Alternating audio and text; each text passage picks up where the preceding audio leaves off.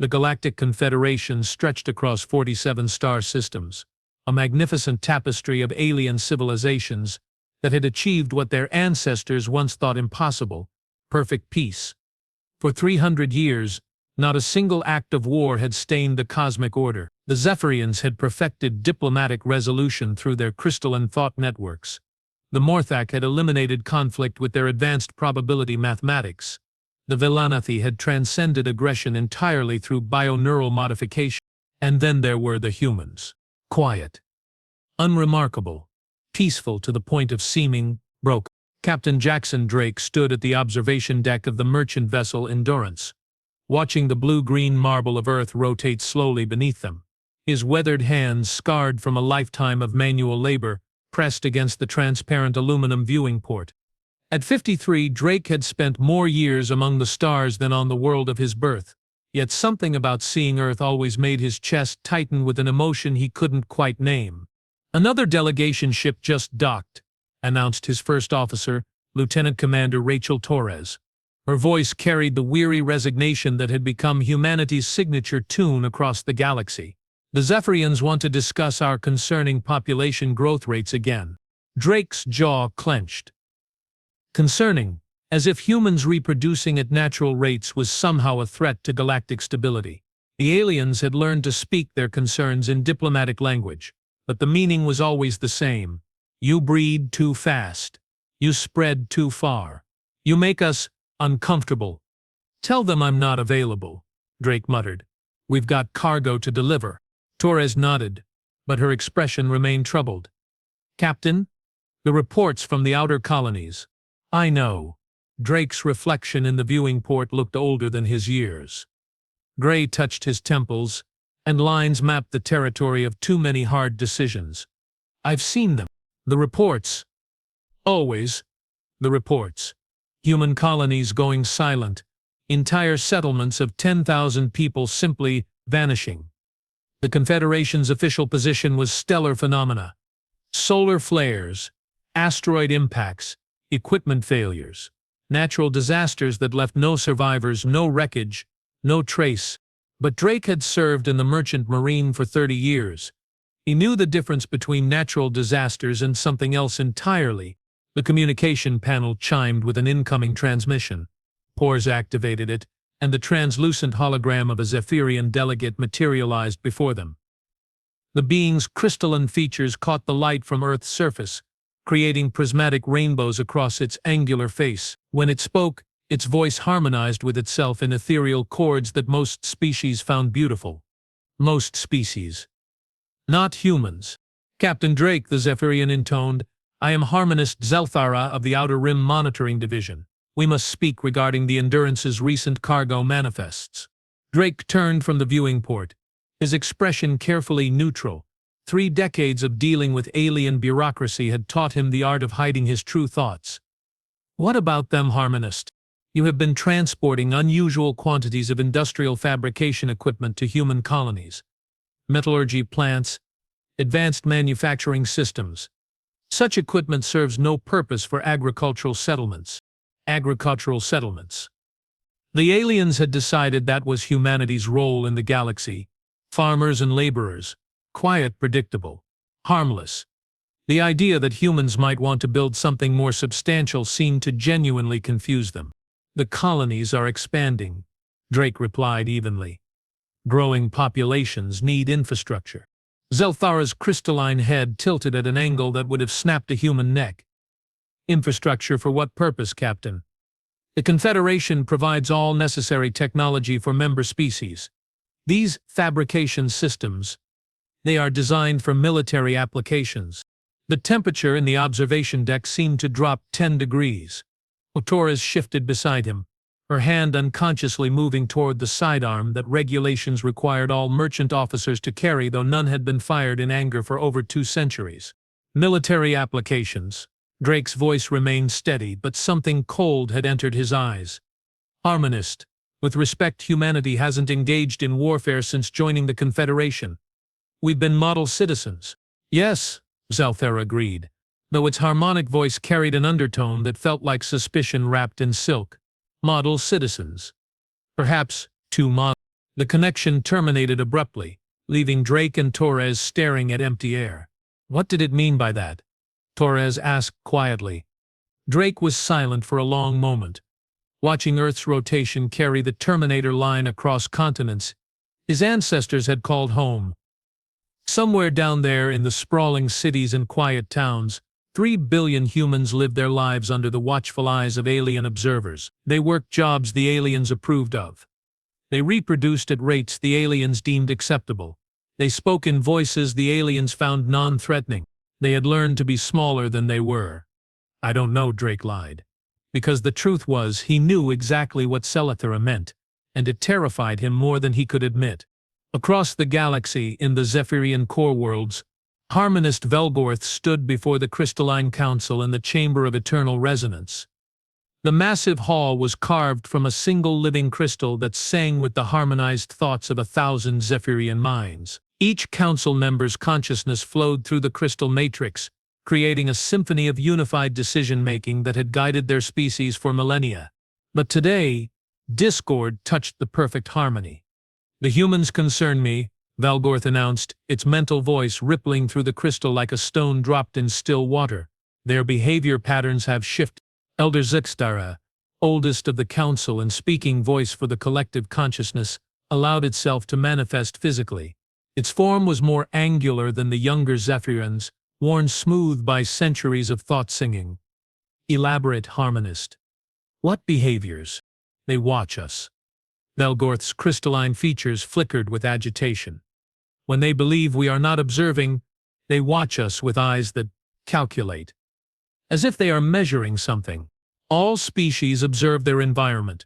This is natural behavior. Not like this. Velgorth transmitted a memory stream directly into the crystal matrix. A human dock worker on Station 7 Alpha, apparently focused on his cargo duties, but his eyes tracking the movement of Zephyrian security forces with mathematical precision. Look how he maps patrol routes. Count how he memorizes weapon positions. This human performs manual labor, yet his mind processes tactical information like a strategist. The council's harmonic song faltered for just a moment, barely perceptible but telling. Elder Morgoth manifested beside Zixtara, its younger crystal structure blazing with indignation. Do you suggest the humans are planning something? Impossible. Their psychological profiles show complete pacification. They have not engaged in significant warfare for over 400 years. That is precisely what troubles me, Velgorth replied. A species does not simply abandon the instincts that carried them to the stars. They suppress them, and suppressed instincts eventually surface. Zixtara finished, its ancient voice carrying undertones of recognition that sent ripples of unease through the crystal matrix.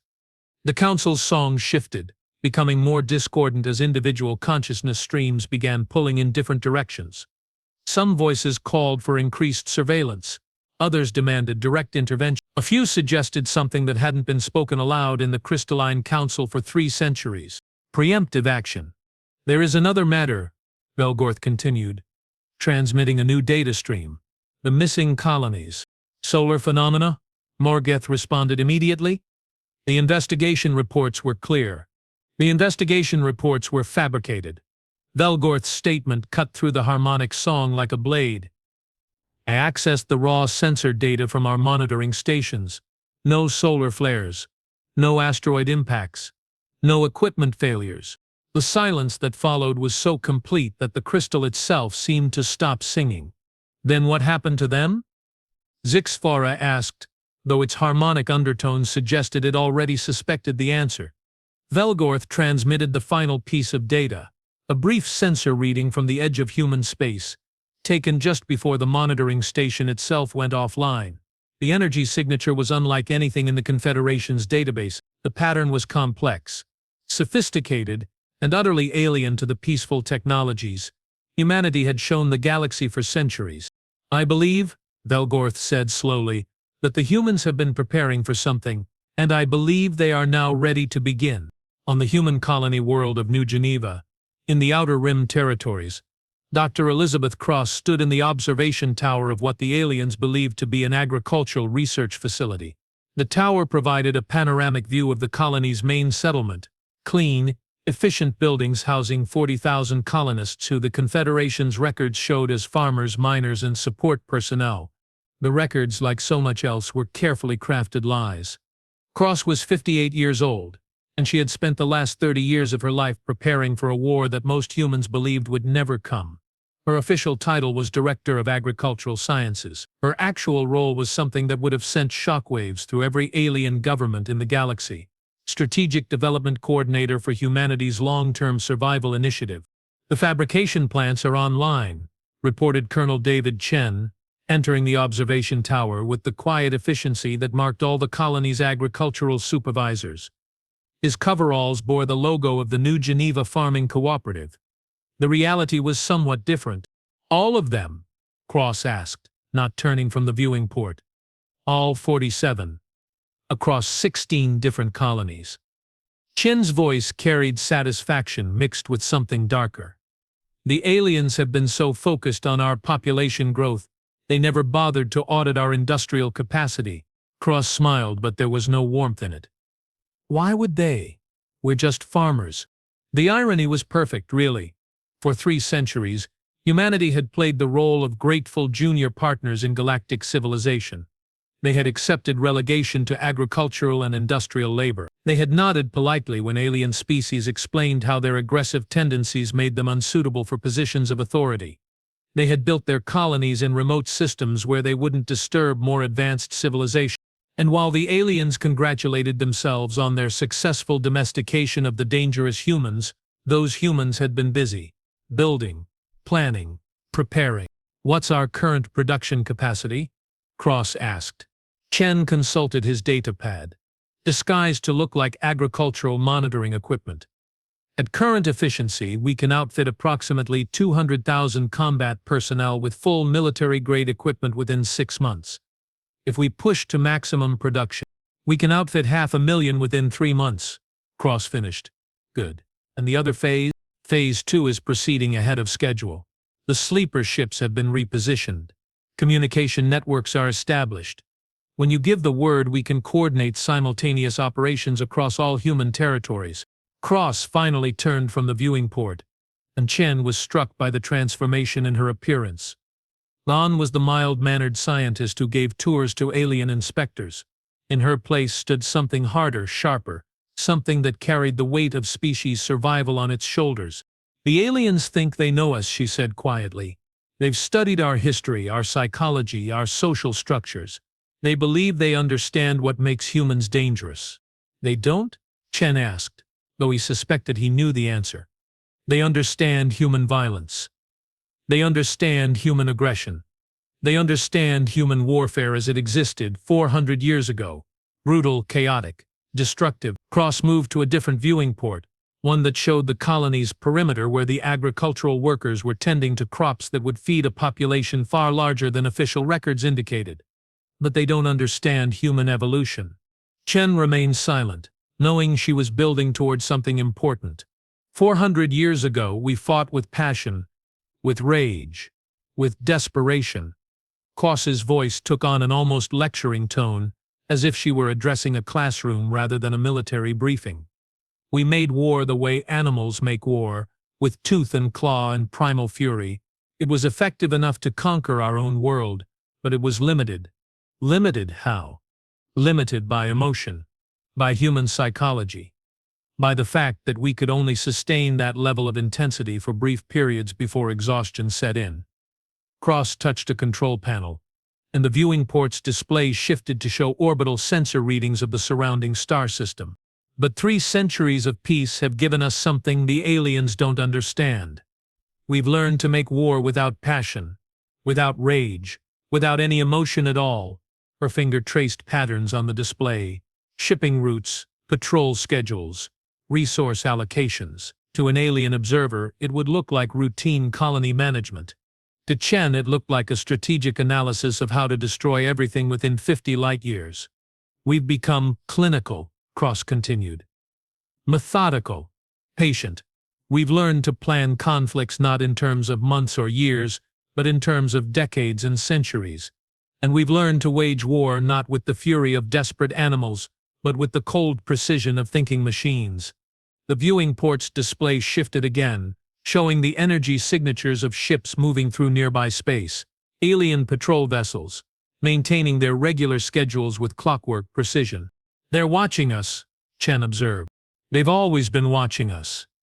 But they're watching for the wrong things."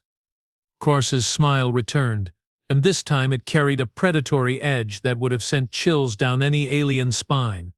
"They're watching for armies, for weapons, for the obvious signs of preparation for war. And instead? Instead, they're looking at 40,000 farmers who happen to have access to industrial fabrication equipment. They're seeing population growth rates that make them nervous, but not nervous enough to take action. They're observing humans who ask too many questions and pay too much attention to details, but who have never shown any sign of actual aggression." Cross turned back to Chen, and her expression became deadly serious. "Colonel, in approximately 72 hours, the Confederation is going to discover that they have spent 3 centuries training the most dangerous warrior species in galactic history to be invisible until the moment they choose to act." Chen felt something cold settle in his stomach. "You're giving the authorization." The monitoring station in the Kepler system went dark 6 hours ago. The aliens didn't destroy it. They would have left evidence to maintain their cover story. Someone else did.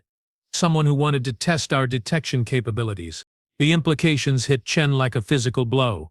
For 30 years, humanity had operated under the assumption that their colonies were disappearing due to alien intervention. Quiet elimination of human settlements that grew too large or too advanced. It had been the driving force behind their covert militarization efforts. But if someone else was targeting human colonies, "We're not the only ones preparing for war," Chen said slowly. "No, we're not. Which means our timeline just accelerated significantly." Cross moved to her desk and opened what appeared to be a simple agricultural research file. Hidden within its innocent data was the authorization code that would activate decades of careful preparation. "Contact all cell leaders. Full activation. Begin Phase 3 immediately." Chen felt history pivoting around them like a massive ship changing course. "And if the aliens try to stop us?" Cross looked up from her desk, and Chen saw something in her eyes that he had never seen before, something ancient and primal and utterly human. "Then they're going to discover why every other species in the galaxy learned to fear us long before we ever left Earth." The authorization went out 3 minutes later, across human space in 47 star systems that the aliens considered safely pacified. Tens of thousands of farmers and miners and support personnel received a simple message that changed everything. The harvest begins now. The first sign that the galaxy's carefully maintained peace was about to shatter came not from human space but from the edges of the void itself. Admiral Kreshter, of the Morthak Deep Space Monitoring Command, stood before the tactical display in his flagship's command center, studying sensor readings that made no sense according to 3 centuries of galactic law. The eternal vigilance hung in the darkness between stars, its massive bulk bristling with the most advanced detection equipment the Confederation had ever developed. And yet somehow, 17 ships had appeared on the edge of the Terran system without triggering a single early warning sensor. "Analysis," Kreshtar commanded, his 4 arms moving in the ritual gestures of tactical assessment that his species had perfected over millennia. The Morthak were mathematicians by nature. They viewed warfare as an equation to be solved, peace as a formula to be maintained. Today, the equations were failing. "Unknown vessel configurations," reported his sensor specialist, Sub-Commander Thrikvaz. "Hull compositions unlike anything in our databases. Energy signatures that don't match any known propulsion technology." Kreshtar's primary eyes focused on the display while his secondary eyes monitored his crew's stress indicators. "Show me the ships." The holographic display flickered, then resolved into images that sent ripples of unease through the command center. The vessels were angular, predatory things, all sharp edges and brutal efficiency. They bore no markings, no identification signals, no response to standard communication protocols. They simply hung in space like daggers pointed at the heart of human territory. "Time to intercept human shipping lanes?" Kreshtar asked. "If they maintain current course and velocity, 14 hours. 14 hours, enough time to evacuate some civilian traffic, but not enough to mobilize a significant defensive response. The Confederation had grown comfortable in its peace. Their patrol fleets were designed for monitoring, not warfare. "Send a priority communication to Confederation Command," Kreshtar ordered. "Request immediate deployment of additional fleet elements." And he paused, considering his next words carefully. "Send a warning to the human colonies. Whatever these ships are, humanity deserves advance notice." Thrickval's manipulator appendages hesitated over his console. "Sir, current protocols require all communications with human territories to be cleared through Zephyrian diplomatic channels. The delay could ignore the protocols." Kreshtar's voice carried an edge that made his crew snap to attention. 30 years of service have taught me to trust my instincts. And my instincts say these ships aren't here for a diplomatic mission." The communication went out immediately. Across the void, encrypted warnings raced toward human space at the speed of light, carrying a message that would change everything. "Unknown hostile vessels approaching. Estimated time to human space, 13 hours 47 minutes. Take all necessary precautions." In the hidden command center beneath New Geneva's agricultural facility, Dr. Elizabeth Cross received the warning 7 minutes after Admiral Kreshtar sent it. The irony was not lost on her. The first alien to warn humanity of approaching danger was a member of the same confederation that had spent centuries suppressing human development. "Hostile vessels," she read aloud, studying the data packet that accompanied the warning. "Unknown configuration. Non-responsive to communication." Colonel Chen looked up from his tactical display, where symbols representing human assets across 17 star systems flickered like deadly stars. "Not alien? Definitely not Confederation species. The energy signatures are familiar, but I can't place them." Cross frowned, accessing deeper analysis protocols. "Computer, compare energy patterns to all known galactic civilizations. No match found.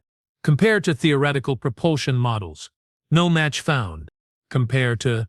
Cross paused, struck by a sudden, impossible thought. "Compare to human technological projections. Estimated development curve for the next 200 years. 87% probability match." The command center fell silent except for the hum of hidden machinery. Chen was the first to speak, his voice barely above a whisper. "That's not possible." Cross stared at the display, her mind racing through implications that threatened to rewrite everything they thought they knew about humanity's place in the galaxy. "Unless it is..." "Elizabeth, we're the only humans with advanced military technology. Every other colony has been accounted for. We've been in contact with all of them. All the colonies we know about," Cross corrected slowly. "But what if? What if some of our people never stopped running?" The possibility hung in the air like a toxic cloud. When humanity had first reached the stars, they had scattered across the galaxy with the desperate speed of refugees fleeing a dying world. Most had eventually come under Confederation oversight, accepted the offered protection and guidance of more advanced species. But some had kept running. Some had disappeared into the deep void between galactic arms, carrying with them the accumulated knowledge and desperate determination of a species that had clawed its way up from planetary extinction. "You're suggesting that these ships are human?" Chin's training warred with the impossibility of the concept. "Humans who've been developing in isolation for centuries? I'm suggesting that we may not be the only ones who've been preparing for war." Cross's fingers danced across her command console, calling up files that hadn't been accessed in decades. Project Deep Archive. The Lost Colony ships. The display filled with names and trajectory data. Hundreds of ships that had launched from Earth during the chaotic Exodus years, many of which had simply vanished into the cosmic dark. Most were assumed destroyed, victims of mechanical failure or cosmic hazards. But some, the Defiance, Corfax, mid from the list. Last known position, trajectory toward the galactic edge, carrying 15,000 colonists and the entire contents of the Terran Military Academy's strategic archives. That was 400 years ago. 400 years of development. 400 years of technological advancement. 400 years of preparation. Cross's voice carried a note of awe mixed with terror. If they survived, if they found worlds to settle, if they've been building... The tactical display chimed with an incoming priority message. Chen activated it, and the holographic image of a human face appeared, weathered, scarred, and carrying an expression of grim determination that seemed carved from stone itself. But what sent chills down Cross's spine wasn't the man's appearance. It was the uniform he wore, recognizably human but evolved beyond anything the Confederation had ever seen. Advanced materials, integrated technology, design aesthetics that spoke of centuries of independent development. "Attention, Confederation territories," the figure said, his voice carrying the crisp authority of absolute command.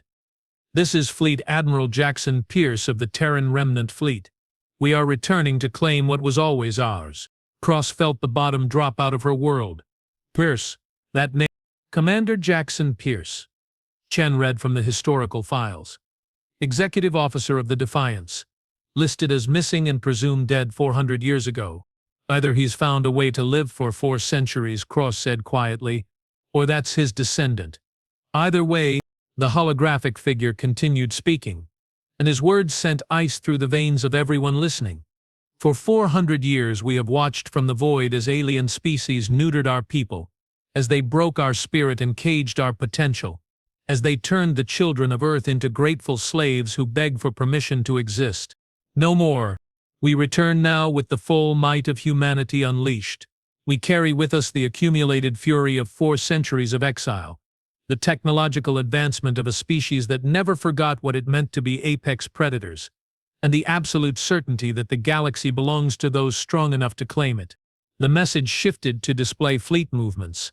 Not 17 ships as the Confederation had detected, but hundreds of them emerging from dark space like deadly flowers blooming in the void.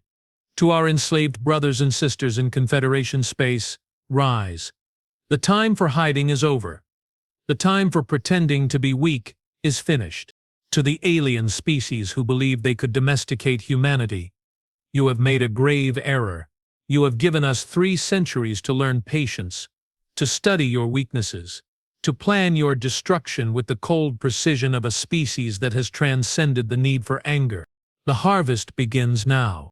The transmission ended, leaving Cross and Chen staring at empty air. "Well," Chen said after a long silence, "this complicates things." Cross was already moving, her fingers flying across her command console as she activated emergency protocols that had been decades in the making. "Priority message to all cell leaders. The timeline has changed. We need to move now, before—" The command center's tactical display exploded into activity as contacts began appearing throughout human space.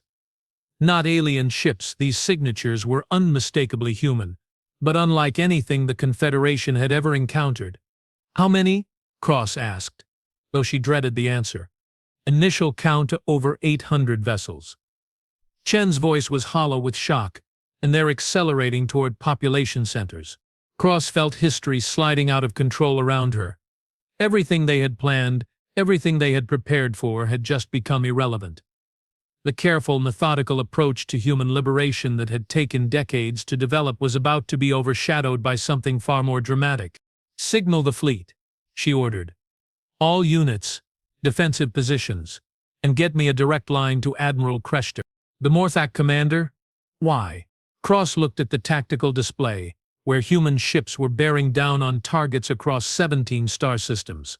Some were moving toward alien military installations. Others were heading for population centers. Still others were moving to intercept what appeared to be Confederation response fleets. But several too many were heading directly for known human colonies. "Because," she said grimly, "I think we're about to discover that our long-lost cousins have a very different idea about what constitutes acceptable casualties in humanity's liberation." Aboard the Morthak flagship Eternal Vigilance, Admiral Kreshtar watched the tactical situation develop with the fascinated horror of a mathematician observing an equation dissolving into chaos. His forearms moved in rapid calculation gestures as he tried to process the impossible number of variables suddenly introduced into what had been, 12 hours ago, a perfectly stable system. "Status report," he commanded. "Human vessels are engaging Confederation patrol fleets across 7 sectors," Subcommander Thrikival reported. "No communication attempts, no warning shots. They're simply destroying everything in their path." "Our fleet elements?" The third patrol group attempted to intercept the lead vessels near the Centauri relay station. Threekval's voice carried the stunned tone of someone reporting the impossible. Admiral, they were annihilated in less than 4 minutes. Kreshtar's primary eyes focused on the tactical display, while his secondary eyes monitored his crew. The third patrol group had consisted of 8 ships carrying a combined crew of 4,000 beings from 6 different species. It had been one of the most advanced formations in the Confederation fleet, and it had lasted 4 minutes against human opposition. Weapon signatures, he asked. Unlike anything in our databases, energy output that exceeds our theoretical maximums, targeting systems that appear to lock onto our ships before we even detect their presence. Threekval paused, consulting his readings. Admiral, I'm reading technological capabilities that are at least 50 years in advance of our best projections. 50 years. Kreshtar repeated the number, trying to wrap his mathematical mind around its implications. How is that possible? Humanity has been under Confederation oversight for 3 centuries. We monitor their technological development. Apparently not all of it. The communication console chimed with an incoming priority transmission. Kreshtar gestured for activation and found himself face to face with Dr. Elizabeth Cross, though she looked very different from the agricultural scientist he had met during several colonial inspections. Admiral Kreshtar, she said without preamble. I assume you're monitoring the fleet movements in human space. Mr. Cross. Yes. We are monitoring. Kreshtar's mind raced to reconcile the mild-mannered scientist he remembered with the figure now addressing him with obvious military authority. Are you in a position to explain what is happening? I'm in a position to make you an offer, Cross replied. The ships you're tracking belong to human settlements that have been developing independently for 4 centuries. They represent everything the Confederation was afraid humanity might become. And you? We represent what humanity became while hiding under your oversight. Cross's image shifted, revealing the command center around her, clearly military in nature, clearly sophisticated, clearly operational for far longer than any alien had suspected. You've been preparing for war. We've been preparing for survival. The distinction is important. Cross leaned forward, her expression intense. Admiral, in approximately 6 hours, those incoming fleets are going to finish destroying every Confederation military asset in human space. After that, they're going to begin systematic elimination of what they consider collaborationist human settlements. Kreshtar felt his mathematical worldview crumbling. Collaborationist? They view any human community that has accepted Confederation oversight as traitors to the species. Their intention is to purify humanity by eliminating those who chose peace over independence. The implication struck Kreshtar like a physical blow. How many humans fall into that category? Approximately 2 billion. The command center fell silent. 2 billion beings. An entire civilization marked for destruction by their own species for the crime of choosing cooperation over conquest. What is your offer? Kreshtar asked quietly. Joint operation. My forces can provide you with real-time intelligence on human vessel capabilities and tactical doctrines. Your forces can provide fire support for the defense of civilian population centers. Cross paused, studying his reaction. Admiral, I know what you're thinking. This violates everything the Confederation stands for. You'll be allying with humans against humans. The thought had occurred to me. Then consider this.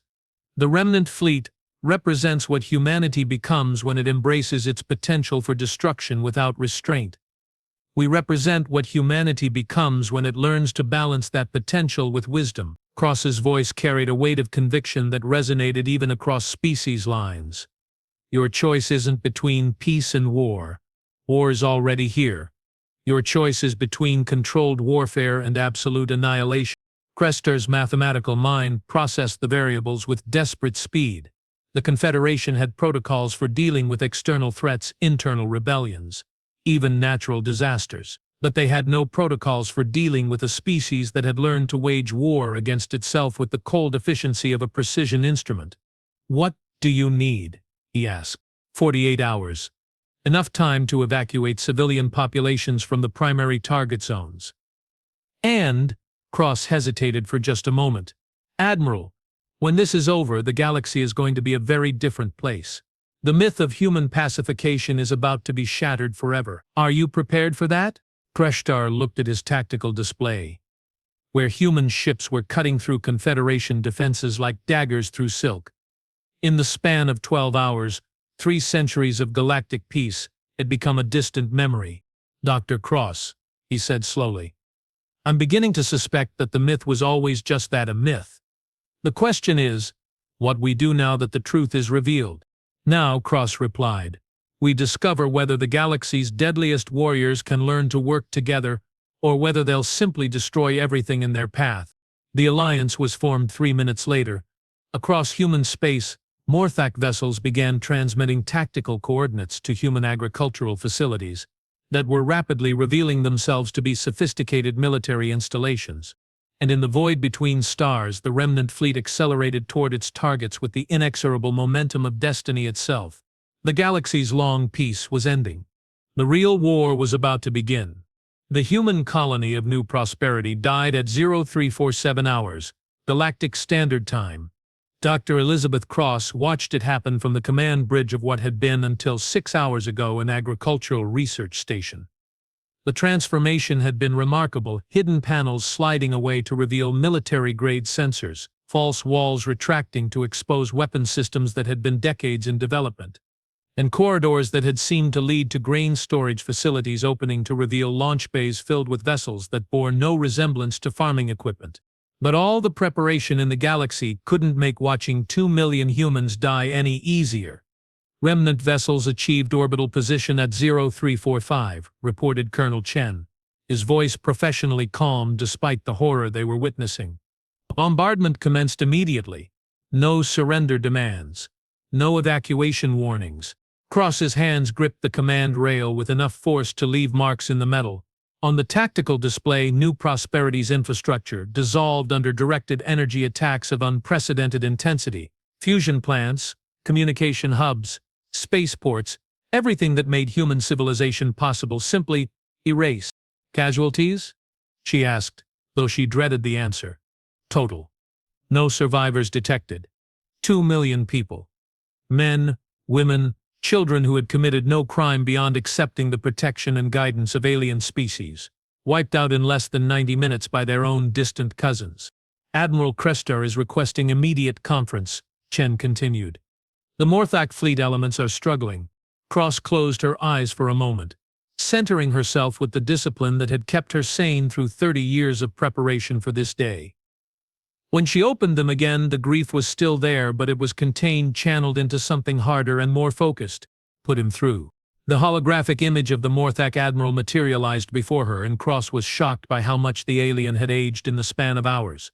His forearms moved in what she had learned to recognize as gestures of mathematical distress, calculations that refused to balance, equations that yielded impossible results. Dr. Cross, Kreshtar said without preamble, we cannot hold them. Report.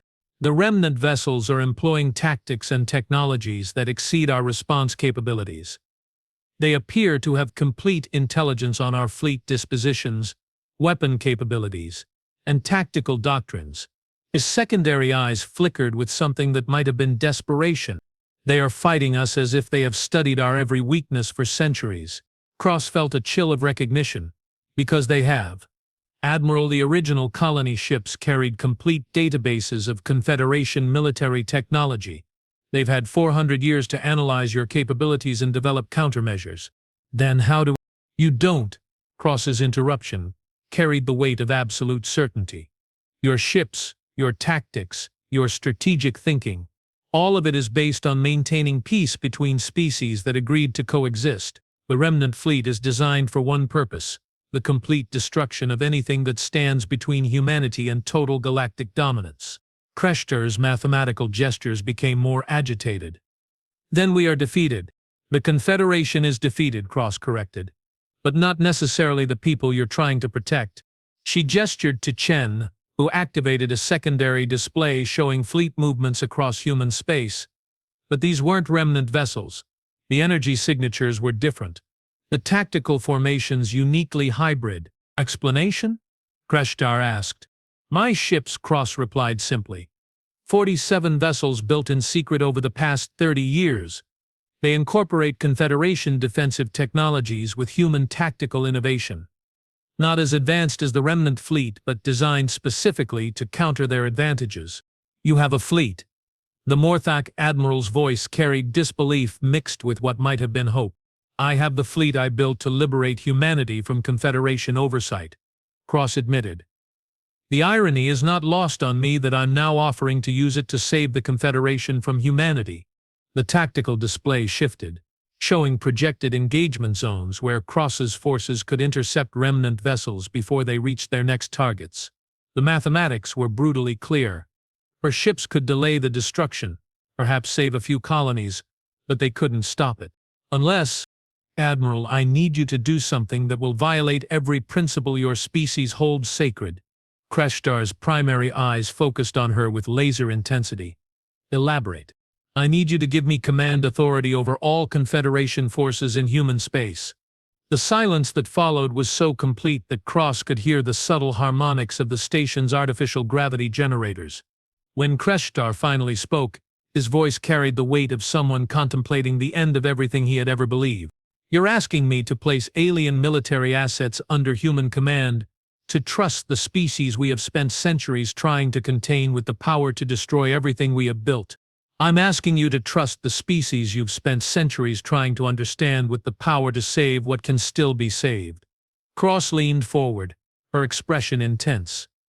Admiral, the remnant fleet is human. They think like humans. They fight like humans. They plan like humans. Your best hope of defeating them is to have humans on your side who understand how they operate. And if I refuse? Cross gestured to the tactical display, where symbols representing human colonies blinked out one by one as remnant vessels completed their systematic destruction. Then in 72 hours, every human settlement in the galaxy will be either destroyed or under remnant control. And the Confederation fleet will be a collection of drifting wreckage. Kreshtar was silent for a long moment, his forearms moving in calculation gestures that seemed to grow more desperate with each iteration. Finally he spoke. What do you need? Fleet Admiral Jackson Pierce, grandson of the officer who had carried the Defiance into the void 4 centuries ago, stood on the command bridge of the dreadnought Human Destiny and watched the systematic destruction of everything his ancestors had fled to escape. The bridge was a cathedral of human technological achievement, all sweeping curves and integrated systems that responded to thought as much as touch. Holographic displays showed the progress of Operation Reclamation across 17 star systems.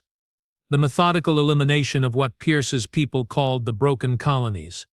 Settlements where humans had forgotten what it meant to be apex predators, where they had allowed alien species to dictate their development, their reproduction, their very destiny, where they had chosen the comfortable slavery of protection over the dangerous freedom of independence. Status report, Pierce commanded, his voice carrying the absolute authority of someone born to command. Colony designation. New Amsterdam has been pacified, reported Captain Rebecca Hawthorne, his tactical coordinator. Like all remnant officers, her uniform incorporated technologies that would have seemed like magic to the Confederation. Neural interfaces that allowed direct connection to ship systems, biomonitors that tracked stress and fatigue in real time, communication systems that operated through quantum entanglement rather than electromagnetic transmission. Resistance. Minimal. The colonists attempted to surrender. We informed them that surrender was not an option for collaborators. Pierce nodded approvingly.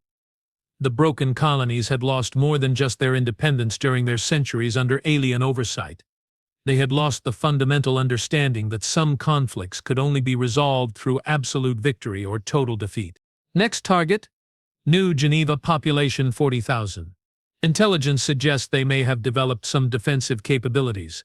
Pierce's attention sharpened. New Geneva was different from the other targets. Sensor readings indicated industrial capacity beyond what agricultural settlements should possess, energy signatures that suggested hidden installations, and communication traffic that was far too sophisticated for farmers and miners. Elaborate on defensive capabilities. Captain Hawthorne activated a tactical display that showed New Geneva's orbital space. They have ships, Admiral. Not many, but the configurations are interesting. Pierce studied the vessel profiles with the eye of someone who had spent his entire life preparing for war. The designs were clearly human, but incorporated elements that seemed derived from alien technology, hybrid constructions that suggested extensive study of Confederation capabilities. "They've been preparing," he said quietly. "Preparing for what?" "To fight us." Pierce's expression hardened. "These aren't just collaborators. These are humans who've been building military assets while hiding under alien protection. They represent something potentially more dangerous than simple surrender." "More dangerous how?" Pierce turned from the tactical display to face his bridge crew. 200 of the finest officers that 4 centuries of selective breeding and technological enhancement could produce. They were magnificent specimens, each one a perfect fusion of human intelligence and remnant genetic optimization. But they had been raised in the void between stars, far from the compromises and accommodations that had shaped their Confederation cousins. They understood warfare as a pure concept, undiluted by considerations of mercy or restraint. "They represent the possibility that humanity can be strong without becoming us," Pierce said. "That our people can reclaim their heritage without embracing the totality of what we have become." Captain Hawthorne frowned, her neural interface flickering as she processed the implications. "And that's dangerous because if they succeed, if they prove that humans can be both powerful and merciful, then everything we have built, everything we have sacrificed, everything we have become over the past 4 centuries will be revealed as unnecessary." Pierce moved to the command bridge's primary viewing port, where the cold light of distant stars provided the only illumination in the endless dark. Somewhere out there his ancestors had made a choice to flee rather than submit, to endure centuries of hardship and isolation rather than accept the comfortable cage of alien protection. That choice had transformed them. Where their Confederation cousins had learned to be smaller than they were, the remnant had learned to be larger. Where the colonists had accepted limitations on their technology, their population, their very potential, the remnant had pushed beyond every boundary that biology and physics would allow. They had become what humanity was meant to be: perfect predators, flawless warriors, absolute masters of their own destiny. But perfection came with a price. "Signal the fleet," Pierce commanded. "New Geneva is to be taken intact. I want prisoners. I want their technology. And I want to understand exactly what version of humanity we're dealing with before we decide how to eliminate it." "Eliminate, Admiral, not convert?" Pierce's reflection in the viewing port showed a face that might have been carved from stone, beautiful in its symmetry, terrifying in its complete absence of doubt. "Captain, in my experience, the most dangerous enemies are not those who oppose everything you stand for. They are those who offer a better version of what you're trying to achieve. The fleet will arrive at New Geneva in 6 hours." Dr. Elizabeth Cross stood in what had been until that morning the agricultural facility's main conference room. Now it served as a joint command center where human and alien officers worked side by side for the first time in galactic history. The irony was so thick she could taste it. "Incoming fleet composition?" she asked. Colonel Chen consulted his display, which now showed information provided by Morthak long-range sensors. 47 vessels. Configurations unknown, but energy signatures suggest Dreadnought-class capabilities. Estimated arrival in 5 hours, 30 minutes. Our defensive capability: 12 ships fully operational. 38 ground-based defensive platforms. Planetary shield generators operating at 60% efficiency. Chen paused. "Elizabeth, we can hurt them, but we can't stop them." Cross nodded grimly. The mathematics were inescapable. The remnant fleet possessed both numerical and technological superiority. Any direct confrontation would result in the destruction of everything they had worked to build, which was why she wasn't planning a direct confrontation. "Admiral Crester," she called to the Morthak officer who was coordinating with his own fleet elements. "Status on the evacuation?" "Civilian transports have cleared the primary population centers," Crescentar replied. "However, the remnant vessels have established interdiction fields throughout the system.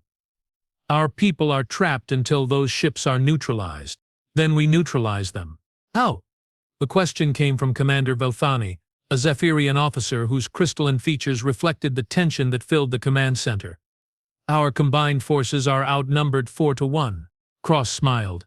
and there was something in that expression that made every alien in the room distinctly uncomfortable. It was the smile of a predator that had just realized its prey had made a critical mistake. By giving them exactly what they want, she said. The explanation took 20 minutes. When Cross finished, the command center was silent except for the hum of electronics and the subtle harmonics of alien breathing patterns. "That's," Crester began, then stopped, his mathematical mind struggling to process the implications. "Insane," Commander Veltani finished. "You're proposing to surrender the planet." "I'm proposing to let them take it," Cross corrected. "There's a difference." Colonel Chen was studying the tactical projections with the expression of someone watching a complex machine that might either function perfectly or explode catastrophically. "The timing will have to be perfect. If any element of the plan fails, then we all die, along with 3 billion other humans scattered across the galaxy." Cross's voice carried the weight of absolute certainty. "Gentlemen, ladies, fellow beings, we have approximately 5 hours to save our respective civilizations from the single most dangerous military force in galactic history. A force that was created by our own policies," Commander Veltani observed bitterly.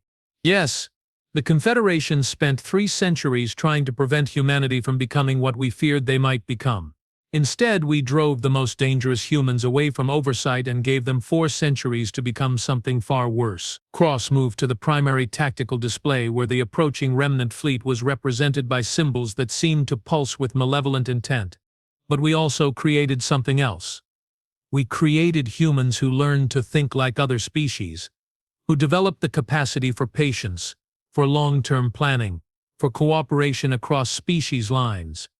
We created humans who understand that strength doesn't require the absence of mercy." She turned to face the assembled officers, human and alien working together for perhaps the first time in galactic history. "Today, we discover whether that was enough." The plan went into effect immediately. Across New Geneva, defensive installations began powering down in carefully choreographed sequences. Ships that had been hidden for decades emerged from concealment and began broadcasting surrender signals. The planetary shield generators reduced power to minimum operational levels. To any external observer, it would appear that the colony's defenses were collapsing under the pressure of facing inevitable defeat. The reality was considerably more complex. 30 minutes to contact, Chen reported. Cross activated her personal communication array, a system that had been installed decades ago but never used. Its signal propagated outward through quantum entanglement networks that connected human settlements across the galaxy, carrying a message that would either save civilization or trigger its final collapse. "This is Dr. Elizabeth Cross, New Geneva Colony. Authorization Omega 77. All units, prepare for implementation of Plan Prometheus. Mark, now." Across human space, in settlements that the aliens had catalogued as agricultural outposts and mining operations, similar transformations began. Hidden arsenals activated. Concealed ships powered up. Defense systems that had been disguised as industrial equipment revealed their true nature. The galaxy's most carefully hidden secret was about to be exposed. Humanity had never stopped being dangerous. They had simply learned to hide their danger behind a facade of harmless cooperation. 10 minutes to contact. Cross looked around the command center, studying the faces of beings who had chosen to trust their survival to a species that had spent centuries deceiving them about its true nature. "Whatever happens in the next few hours," she said quietly, "I want you all to know that this was never about humanity conquering the galaxy.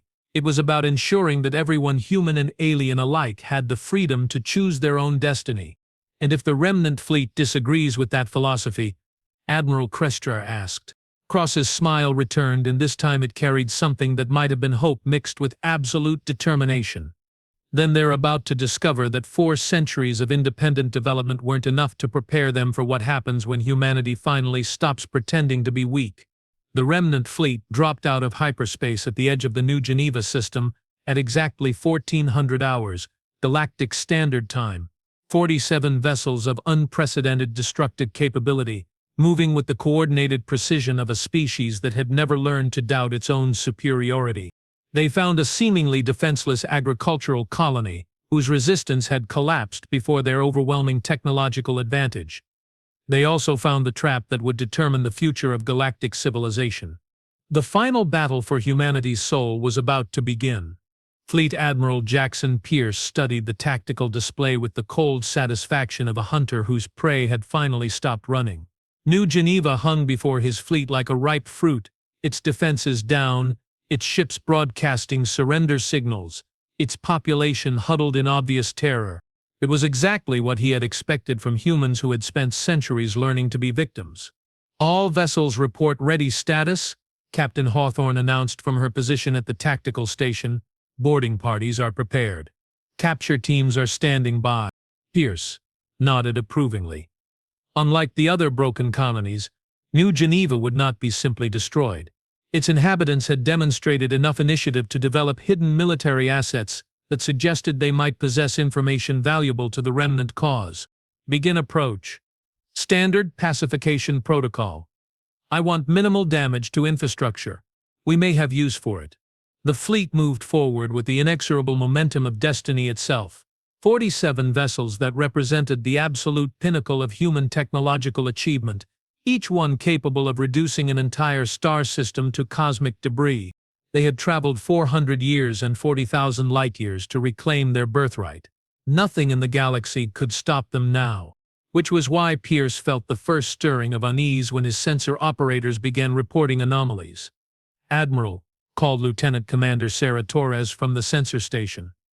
"I'm detecting energy buildups throughout the system, multiple sources, scattered across 17 different orbital positions." "Specify." "They appear to be weapons platforms, sir. But they're not reading as active threats.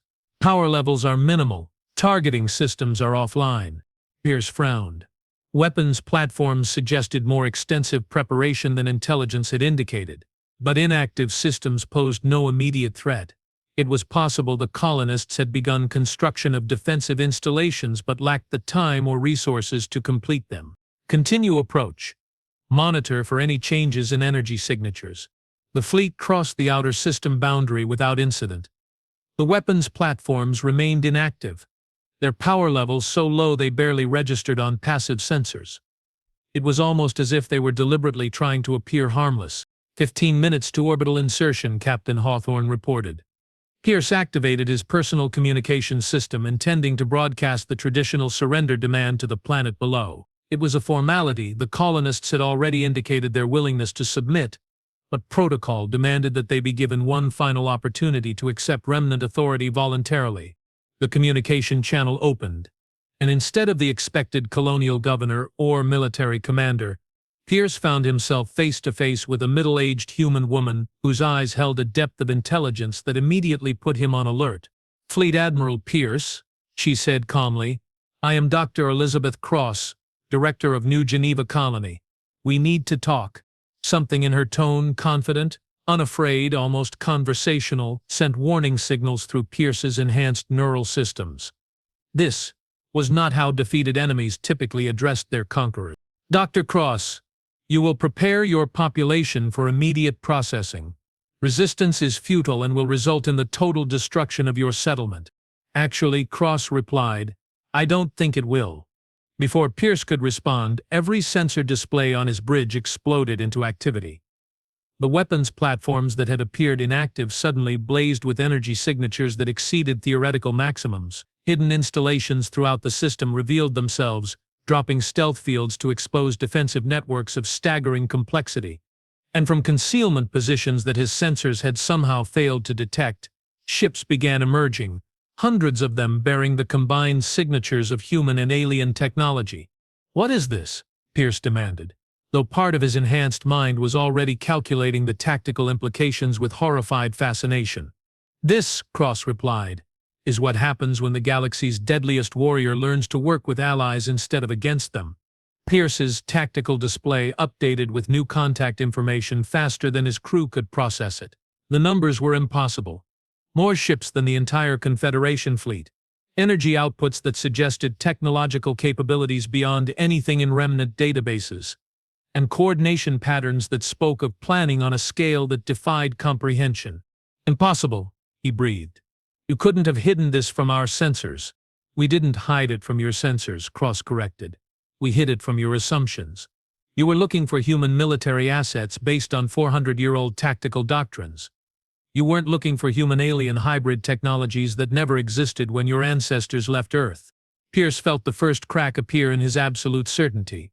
His fleet was magnificent, his crews were perfect, his ships were technological marvels that represented centuries of focused development. But they had been designed to fight the galaxy as it existed 4 centuries ago. "Admiral," Captain Hawthorne called urgently. "The weapons platforms are achieving target lock. Energy buildup suggests they're preparing to fire." Pierce's enhanced mind processed the tactical situation with superhuman speed. His fleet was trapped in a defensive network that had been specifically designed to counter remnant capabilities. They were outnumbered, outgunned, and facing technologies they didn't understand. For the first time in 4 centuries, the remnant fleet faced the possibility of defeat. "All ships," Pierce commanded, "maximum acceleration. Exit the system immediately." "Admiral," Cross's voice came through the communication channel, "I wouldn't recommend that." Pierce's display updated again, showing new contacts at the edge of the system. More ships, these bearing the clear signatures of Confederation military vessels. The trap wasn't just around New Geneva, it extended throughout the entire star system. "You have 30 seconds to surrender," Cross continued conversationally. "After that, we open fire. And Admiral, before you decide to fight, you should know that we've spent the last 30 years studying captured remnant technology. Impossible. We've never left survivors." "No," Cross agreed. "But you have occasionally left wreckage. And humans, even the allegedly broken ones, are very good at reverse engineering technology. We find interesting." Pierce stared at the tactical display, watching his perfect plan dissolve into chaos. His fleet was surrounded, outnumbered, and facing an enemy that had somehow anticipated every advantage he possessed. For the first time since childhood, Fleet Admiral Jackson Pierce experienced doubt. "What do you want?" he asked quietly. "I want to save both versions of humanity from destroying each other," Cross replied. "I want to show you that strength doesn't require the abandonment of mercy. And I want to offer you something your ancestors never had, the choice to come home." Pierce felt something shift in his chest. An emotion he had thought eliminated by centuries of genetic optimization and psychological conditioning. Something that might have been "Explain." "The galaxy doesn't need conquerors, Admiral. It needs protectors. Beings who understand that true strength comes not from the ability to destroy, but from the wisdom to know when destruction is necessary and when it isn't." Cross leaned forward, her expression intense. "Your people have spent 4 centuries becoming perfect warriors. My people have spent 3 centuries learning to be imperfect beings who occasionally get things right. Perhaps it's time we combine those perspectives." Pierce looked around his bridge, studying the faces of officers who had dedicated their entire lives to the dream of reclaiming humanity's rightful place in the galaxy. They were magnificent, perfect examples of what humans could become when freed from the constraints of mercy and doubt. But perfection, Pierce was beginning to realize, might not be the same thing as strength. "What guarantee do I have that this isn't simply another form of surrender?" he asked. "You have my word," Cross replied simply. "And the word of every human who has spent the last 3 centuries learning that survival doesn't require the destruction of everyone who disagrees with you." Pierce closed his eyes, feeling the weight of 4 centuries of exile pressing down on him. His ancestors had fled into the void rather than submit to alien authority. They had endured unimaginable hardships to preserve their independence. They had built a civilization based on the absolute certainty that compromise was weakness and mercy was suicide. But perhaps they had been wrong. "Stand down," Pierce commanded quietly. "All ships, power down weapons and prepare for boarding." "Admiral," Captain Hawthorne's voice carried shock and something that might have been betrayal. "The mission has changed, Captain." Pierce opened his eyes and looked directly into the communication display, where Dr. Cross waited with the patience of someone who understood that some decisions required time. "Our mission was always to bring humanity home," he said. "I'm beginning to think we've been looking in the wrong direction." The surrender took place over the next 6 hours. 47 ships that had been designed to conquer the galaxy instead became the nucleus of something unprecedented. A joint human fleet incorporating both Remnant and Confederation technologies. crewed by beings who had learned that their greatest strength lay not in their ability to destroy their enemies, but in their capacity to turn enemies into allies. Fleet Admiral Jackson Pierce met Dr. Elizabeth Cross in person aboard the space station that had once masqueraded as an agricultural facility. They stood together in the observation lounge, watching as ships from a dozen different species worked alongside humans to repair the damage that centuries of mistrust had caused. "What happens now?" Pierce asked. Cross smiled, and for the first time in their conversation, it was a smile without shadows. "Now we discover what the galaxy looks like when humanity stops pretending to be something it's not." "And what is humanity exactly?" Cross gestured toward the viewing port, where the combined fleet hung against the stars like a promise of possibilities yet to be explored. "We're the species that turned a trap into a rescue mission. The beings who learned that the deadliest warrior isn't always the one who wins the fight. Sometimes it's the one who finds a way to make sure the fight never needs to happen." Pierce nodded slowly, understanding beginning to dawn in his enhanced mind. "The galaxy's deadliest warrior was human," he said quietly. "But it took us 400 years to realize that our greatest weapon wasn't our capacity for destruction." "What was it?" Pierce looked at the ships outside, human and alien crews working together towards something larger than any one species could achieve alone, and felt something like peace settle in his chest for the first time since childhood. "Our capacity for change." The war that had threatened to consume human civilization ended not with conquest or destruction, but with the recognition that strength and wisdom were not mutually exclusive. The remnant fleet that had come to reclaim the galaxy instead became the foundation for something unprecedented, a truly cooperative galactic civilization where humanity's capacity for both war and peace could coexist. And in the observation lounge of a station that had once hidden its true nature behind a facade of agricultural innocence, two humans who represented different paths for their species watched the future take shape among the stars. The galaxy's deadliest warrior had indeed been human. But perhaps, Pierce thought as he watched alien and human crews working side by side, it had always been the point. 1 year later, the Galactic Confederation had become something unprecedented. A true alliance of species working together not from fear or necessity, but from recognition that their differences made them stronger. The human colonies that had hidden their military capabilities for centuries emerged as the backbone of a new defense fleet. The remnant ships that had been designed for conquest became exploration vessels, carrying mixed crews to the farthest reaches of galactic space. And in the archives of New Geneva, now the capital of the Human Systems Alliance, Dr. Elizabeth Cross completed her final report on what historians would later call the Reconciliation War, the shortest and most decisive conflict in galactic history. "The galaxy's deadliest warrior was indeed human," she wrote, "but we were never dangerous because of our capacity for violence. We were dangerous because of our capacity for evolution, our ability to become something greater than what we were." The aliens spent 3 centuries trying to contain humanity's potential for destruction. They succeeded beyond their wildest dreams. But in the process, they also unlocked our potential for creation. Today, as I watch human and alien children playing together in the observation gardens of this station, I understand that our greatest victory was not defeating our enemies. It was discovering that we had the power to turn enemies into family. The war is over. The real adventure is just beginning. Cross closed the file and looked out at the stars where the lights of 1,000 worlds burned with the promise of infinite possibilities. Somewhere out there, human ships were discovering new civilizations. Alien crews were learning human tactical doctrines. And children of a dozen different species were growing up in a galaxy where diversity was strength and cooperation was survival. The deadliest warrior had learned to become the greatest protector. And the universe would never be the same.